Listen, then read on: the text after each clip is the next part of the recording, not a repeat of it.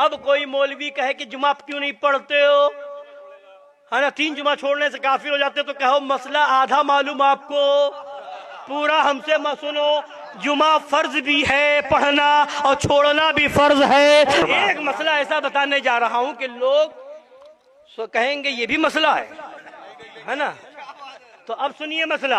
अभी तक आपने यही सुना है ना, लोग बहुत आते हैं कि हम ऐसी जगह रहते हैं वहां कोई मस्जिद सुन्नियों की है ही नहीं, है ना, तो हम नमाज जुमा कैसे पढ़े?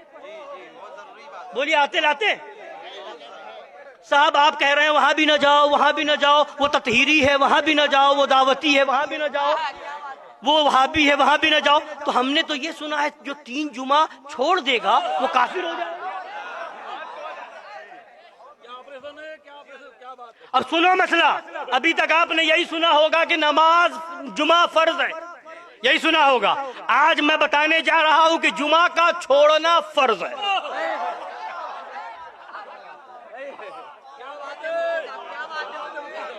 अभी तक यही मसला सुना था ना कि जुमा पढ़ना फर्ज है। अब मैं मसला बताने जा रहा हूं, जुमा का छोड़ना फर्ज है। बेशक बेशक। बोले सुनना चाहते हैं मसला?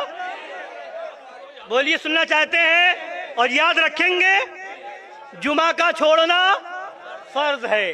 अब कंडीशन हम बताएंगे, उन लोगों की तरह नहीं है आधी अधूरी बात फैलाए, अफवाह उड़ाए, ला तक़रबुस्सलाह, ला तक़रबुस्सलाह, ला तक़रबुस्सलाह, नमाज के करीब ना जाओ। नहीं, हम पूरा पढ़ेंगे, ला तक़रबुस्सलाह तब अंतुम सुकारा, नशे की हालत में नमाज के करीब ना जाओ।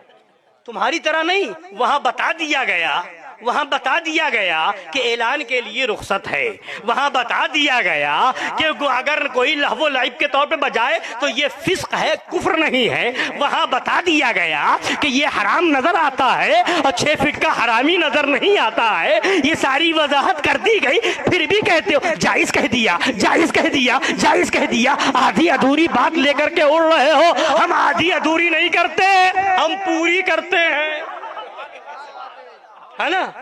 तो अब सुनिए, ये फतावा रज़विया से हम मसला बता रहे हैं सुन्नियों के नमाज जुमा आपने सुना होगा कि पढ़ना फर्ज है, मगर आज हम फतावा रज़विया से बताने जा रहे हैं कि जुमा का छोड़ना फर्ज है, मगर कब, वो सुन लीजिए। दुरूद पाक पढ़िए, सल्लल्लाहु अलैहि वसल्लम, सल्लल्लाहु अलैहि वसल्लम, सलातु व सलामुन अलैका या रसूलल्लाह, सल्लल्लाहु तआला अलैहि वसल्लम। फरमाते हैं हाँ, और अगर वहाँ इमाम ना मिल सकता हो, सही इमाम, वहाँ उनके पीछे जुमा व ईदैन पढ़ लिए जाए। ऐसा इमाम ना मिल पाए, बखिलाफ किस्म अव्वल मिसल देवबंदी वगैरह हम, ना उनकी नमाज है, ना उनके पीछे नमाज। अल-गरज वही जुमा या ईदैन का इमाम हो और कोई मुसलमान इमामत के लिए ना मिल सके, कोई मुसलमान सुन्नी सही अकीदा इमामत के लिए ना मिल सके, तो जुमा व ईदैन का तर्क माने छोड़ना। कोई मुसलमान इमामत के लिए ना मिल सके तो जुमा व ईदैन का तर्क फर्ज है। जुमा और ईदैन का तर्क फर्ज है। जुमा के बदले जोहर पढ़े, जुमा के बदले क्या पढ़ेंगे? जोहर पढ़ेंगे।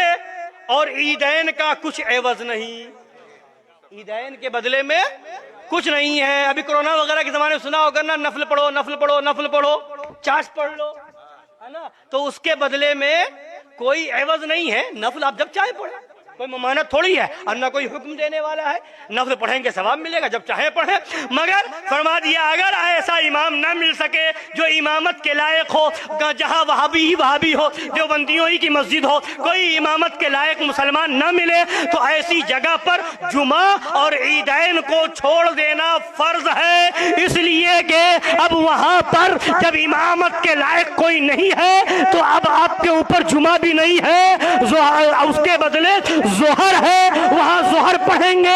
आपके ऊपर जोहर की नमाज पढ़ना फर्ज है, जोहर पढ़ेंगे, आप गुनहगार हरगिज न होंगे, आप गुनहगार हरगिज न होंगे। लिहाजा मसला याद रखिए।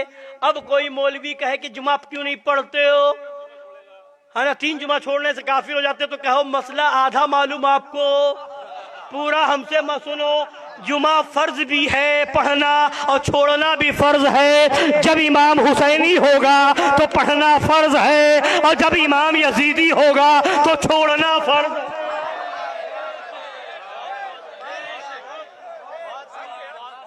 ये फतावा रज़विया की सुभान छठी अल्लाह, जिल्द सुभान है। अल्लाह। फतावा रज़विया की छठी जिल्द है।